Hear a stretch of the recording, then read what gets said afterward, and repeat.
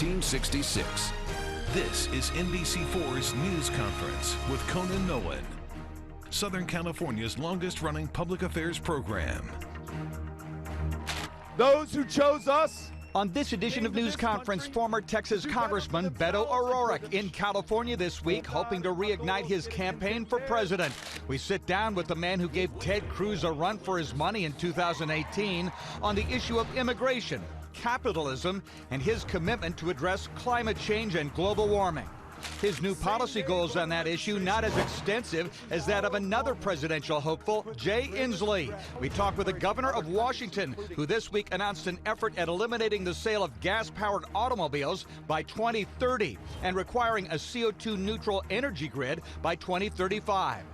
Bold, but will it make a difference? Now that China, according to reports, is expected to build 300 coal-fired plants around the world. And we talk with national political reporter Evan Halper of the Los Angeles Times on why the crisis at the U.S.-Mexican border could end up hurting Democrats in 2020. Good morning and welcome to the Tom Brokaw News Center here at Universal City. I'm Conan Nolan. This week, former Congressman from Texas Beto O'Rourke became the first presidential candidate to make an extensive campaign swing through California. We sat down one-on-one with Mr. O'Rourke on the issue of climate change, immigration, and the 2020 campaign. Congressman Beto O'Rourke, thank you very much for joining us. Thanks for having me on. Recently, President Donald Trump has suggested that he wants to open up 1 million acres of California, public and private land, to oil drilling, to fracking. I would assume if you were president, you would withdraw that. Yes, I think it's a terrible idea. I think the leases that we do have now should reflect the cost of pollution, the cost of climate change, which is being borne disproportionately by California in historic wildfires, by Texas in historic flooding, like the 58 inches of rain that fell from the sky in Hurricane Harvey, but really every state. I was just in South Carolina, in Charleston, every time it rains, it floods. In Iowa, we just had the flooding of the Missouri River. So every single decision from the federal government, including from the president, has to include a calculation about the cost to the climate, to pollution, to our fellow Americans and human beings. So more drilling on public lands is absolutely the wrong way to go. Fracking is a debatable issue in California. There's environmental groups that want the governor, Gavin Newsom, to outlaw it. Still, as in Texas, it is responsible for a resurgence of the oil industry, lots of jobs. Yeah. If you had a magic wand, would you ban hydraulic fracturing? If I had a magic wand, I would transition the United States from fossil fuels, including oil and gas, regardless of how you produce them today, and get us to renewable energy, solar and wind. We know that we have to get to net zero greenhouse gas emissions as soon as humanly possible, or this planet will cook to a degree that human life is no longer possible in some of the cities that we call home today. Maybe here in Los Angeles, certainly cities along the coast, and the desert Southwest where I live. So the 10 years that the scientists say that we have left to us, we've got to use every second of it to convert from fossil fuels to renewable energy, bring farmers, the Central Valley, Iowa, Texas, wherever they are, into the program by allowing them to make a profit by planting cover crops that pull carbon out of the air, open up new technologies like precision drilling that disturb less of the carbon in the soil, but we don't have a magic wand. And so as long as we still depend on oil and gas, and to a large degree we do, I want us to find that here at home. We're in our 28th year of war in Iraq. We're in our 18th year of war in Afghanistan. We have troop presence in Syria, in Somalia, in Libya, in Yemen. We are threatening to invade Venezuela. At least our current president is threatening to do that, which has the largest proven reserves in the world. No more wars for oil. And as quickly as we can, transition off of oil and gas. But as long as we need it for what we're burning in our cars or keeping the lights on, depending on where our electricity is generated, let's make sure that we find this at home here in the United States with the highest possible environmental protections, but not delaying a transition to renewable energy. Let's talk about immigration. You have, of course, opposed the president's building of a wall. You went on to say there are walls that exist that I'd like to bring down. There's one right now that is in San Diego County that was put up by President Obama's administration that's been effective in illegal border crossings. Would you take that down? I'll just tell you from my experience in El Paso. For 20 years running, we've been one of, if not the safest cities in the United States of America.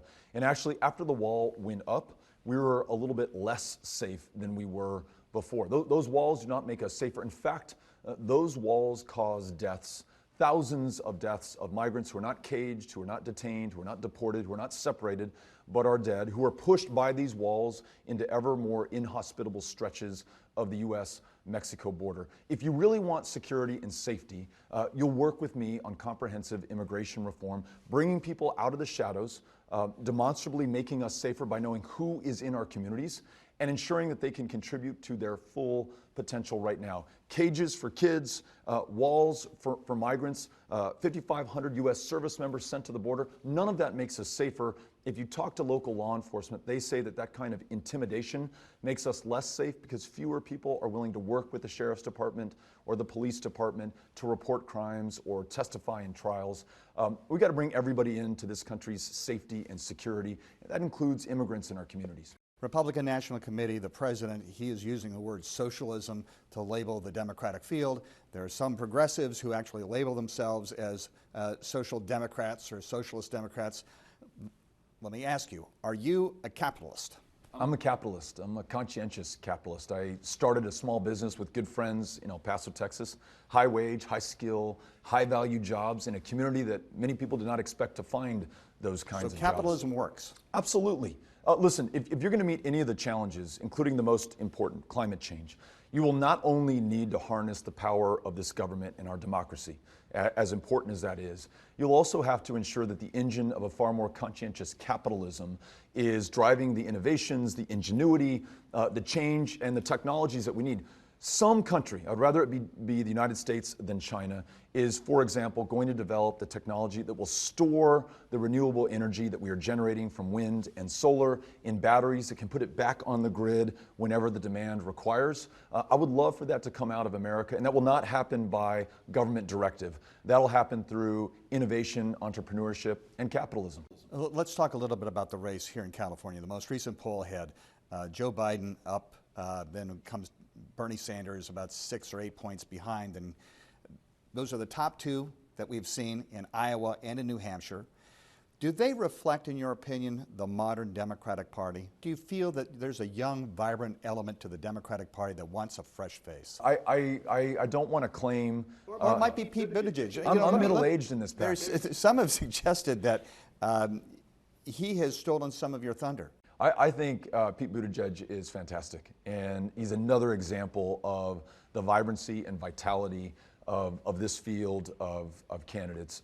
I think he's bringing something really special to this race. Again, I'm glad that he's in it. I'm glad to be in it with him. I tell you, if there were a question about our ability as a democracy to meet the challenges that we face right now, millions without the ability to see a doctor, millions working 2 or 3 jobs to make ends meet, this catastrophe of climate change that will consume us unless we act in the next 10 years, then this Democratic field, including those that you've just mentioned, is the answer to that. And I'm confident that we're all going to come together for this country and defy those differences and divisions and do what this country, the next generation in history calls from us. Congressman, welcome to California. Thank you. Thanks for having me. Good luck. Former Texas Congressman and presidential candidate Beto O'Rourke, but no Democrat has quite the plan to address global warming as another candidate for president, Washington Governor Jay Inslee. He unveiled his plan on Friday in Los Angeles. We talked with him one-on-one next.